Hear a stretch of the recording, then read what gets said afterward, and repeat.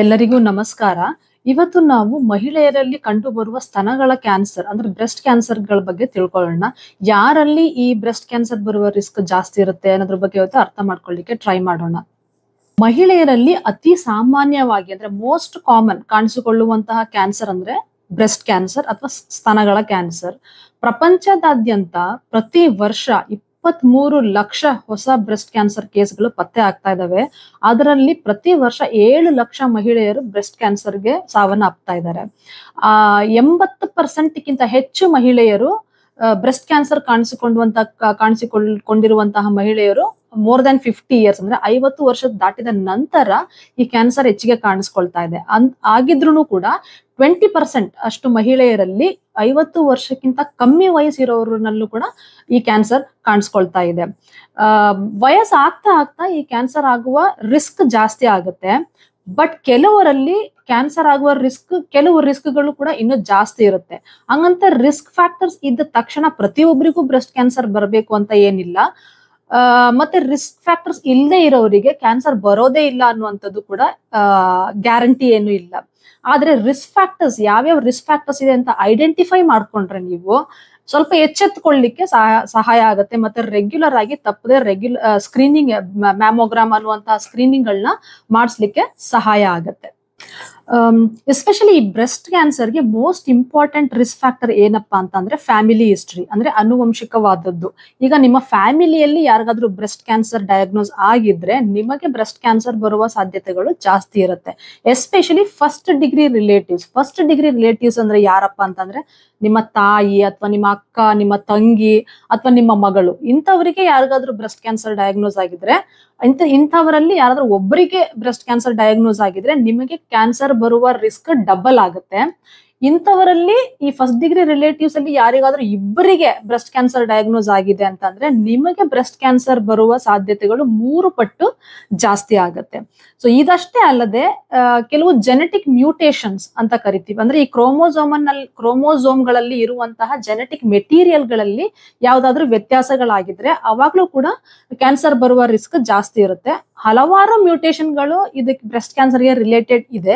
ಆದ್ರೆ 2 important genetic mutations ಇದ್ರೆ breast cancer ಬರುವ ರಿಸ್ಕ್ ಜಾಸ್ತಿ ಆಗುತ್ತೆ. ಯಾವ್ದಪ್ಪ ಅದು ಅಂತಂದ್ರೆ BRCA1 ಮತ್ತೆ BRCA2 ಅನ್ನುವಂತಹ ಜೀನ್ಗಳು.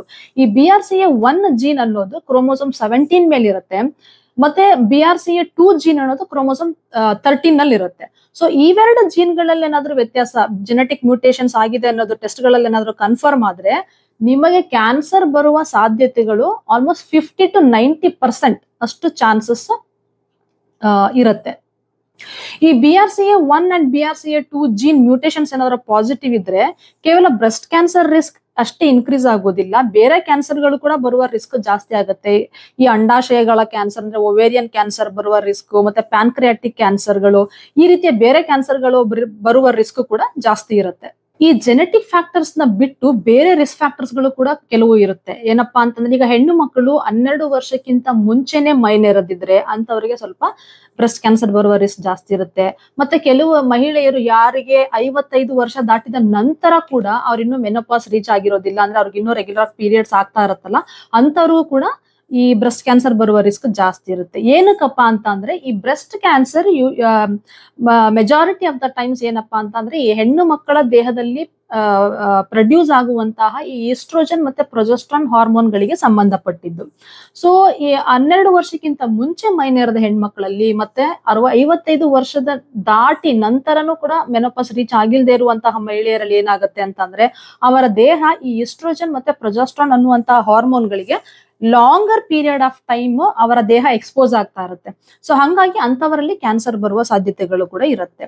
ಇನ್ನು ಪ್ರೆಗ್ನೆನ್ಸಿ ಬಗ್ಗೆ ಹೇಳ್ಬೇಕು ಅಂತಂದ್ರೆ ಯಾವ ಮಹಿಳೆಯರು ಪ್ರೆಗ್ನೆಂಟೇ ಆಗಿರೋದಿಲ್ಲ ಅಂದ್ರೆ ಯಾರು ನಲ್ಲಿ ಪ್ಯಾರಸ್ ಅಂತ ಕರಿತೀವಿ ಅಂತವರಲ್ಲೂ ಕೂಡ ಬ್ರೆಸ್ಟ್ ಕ್ಯಾನ್ಸರ್ ಬರುವ ರಿಸ್ಕ್ ಜಾಸ್ತಿ ಇರುತ್ತೆ. ಅಂದ್ರೆ ಈಗ ನಂಬರ್ ಆಫ್ ಪ್ರೆಗ್ನೆನ್ಸಿಸ್ ಜಾಸ್ತಿ ಆದಷ್ಟು ಒಬ್ಬ ಮಹಿಳೆ ಅಂದ್ರೆ ಪ್ರೆಗ್ನೆಂಟ್ ಎಷ್ಟು ಸಲ ಪ್ರೆಗ್ನೆಂಟ್ ಆಗಿರ್ತಾಳೆ ಅನ್ನೋದ್ರ ಮೇಲೂ ಕೂಡ ಡಿಪೆಂಡ್ ಆಗುತ್ತೆ. ಜಾಸ್ತಿ ಪ್ರೆಗ್ನೆನ್ಸಿ ಆಗಿದ್ದಷ್ಟು ಬ್ರೆಸ್ಟ್ ಕ್ಯಾನ್ಸರ್ ಬರುವ ರಿಸ್ಕ್ ಕಮ್ಮಿ ಇರುತ್ತೆ. ಹಂಗಂತ ಪ್ರೆಗ್ನೆನ್ಸಿಸ್ ಜಾಸ್ತಿ ಮಾಡ್ಕೋಬೇಕು ಅಂತ ಅಲ್ಲ, ಆದ್ರೆ ನೀವು ಪ್ರೆಗ್ನೆಂಟ್ ಆಗಿ ಡೆಲಿವರಿ ಆದ ನಂತರ ನಿಮ್ಮ ಮಗುವಿಗೆ ನೀವು ಬ್ರೆಸ್ಟ್ ಫೀಡಿಂಗ್, ಮೊಲೆ ಹಾಲನ್ನ ಕೊಡೋದನ್ನ ನೀವು ಸೀರಿಯಸ್ ಆಗಿ ಕನ್ಸಿಡರ್ ಮಾಡೋದು ಉತ್ತಮ. ಯಾಕಂದ್ರೆ ಯಾವ ಮಹಿಳೆ ಬ್ರೆಸ್ಟ್ ಫೀಡಿಂಗ್ ಮಾಡೇ ಇರೋದಿಲ್ಲ, ಮಗುವಿಗೆ ಎದೆ ಹಾಲು ಕೊಟ್ಟೇ ಇರೋದಿಲ್ಲ, ಅಂತವರಲ್ಲೂ ಕೂಡ ಬ್ರೆಸ್ಟ್ ಕ್ಯಾನ್ಸರ್ ಬರುವ ರಿಸ್ಕ್ ಜಾಸ್ತಿ ಇರುತ್ತೆ.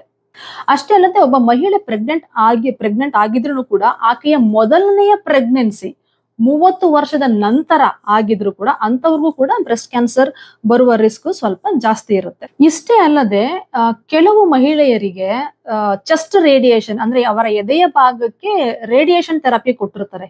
ಕೆಲವು ಕಂಡೀಷನ್ಸ್ ಇರುತ್ತೆ, ಲೈಕ್ ಯಾವ್ದಾದ್ರು ಕ್ಯಾನ್ಸರ್ ಡಯಾಗ್ನೋಸ್ ಆಗಿದ್ರೆ, ಲೈಕ್ ನಾನ್ ಹಾಡ್ಕಿನ್ಸ್ ಲಿಂಫೋಮಾ ಅನ್ನುವಂತಹ ಕ್ಯಾನ್ಸರ್ಗಳೇನಾದ್ರು ಡಯಾಗ್ನೋಸ್ ಆಗಿದ್ರೆ ಅವರಿಗೆ ಟ್ರೀಟ್ಮೆಂಟ್ ಆಗಿ ಚೆಸ್ಟ್ ರೇಡಿಯೇಷನ್ ಕೊಟ್ಟಿರ್ತಾರೆ.